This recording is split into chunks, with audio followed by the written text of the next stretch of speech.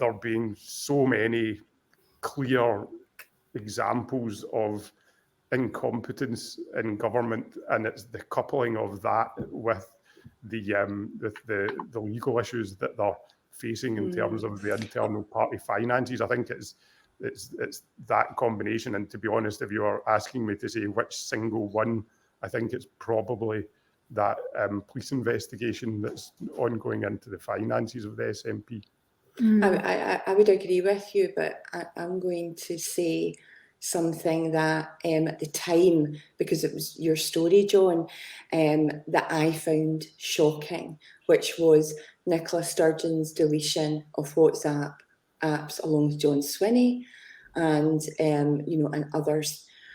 I think the trouble is that while the Tories did it and other parties did it as well, she stood up, and she'd been standing up all throughout COVID, being very clear, being the best communicator and delivering messages, the right messages to Scotland.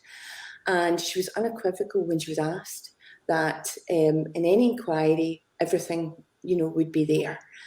To find that out, as an editor, you both know my reaction to that. I was staggered.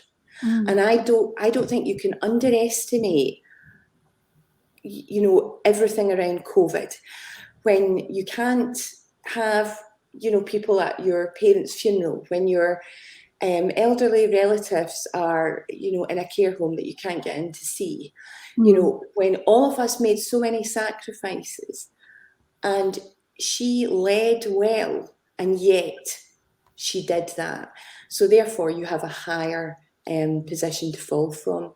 And I think as well, like we saw down in England. I didn't see so much in Scotland, but people were like tweeting selfies and things from the polling station, saying, I'm doing this for, my gran because I couldn't get to see her, and I had to say goodbye to her on Zoom, and so that obviously that the pandemic was such a significant moment in people's lives that people do remember the actions of those politicians, and they probably won't forget them for a very, very long time.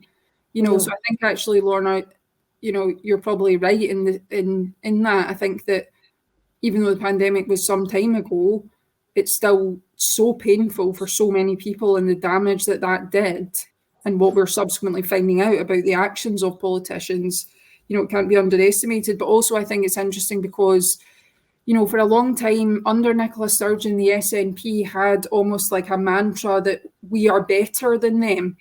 We are not Westminster, we are not the Tories. These people are repugnant, and, we are almost like taking the moral high ground, that we are better, that we're more sort of advanced or, progressive.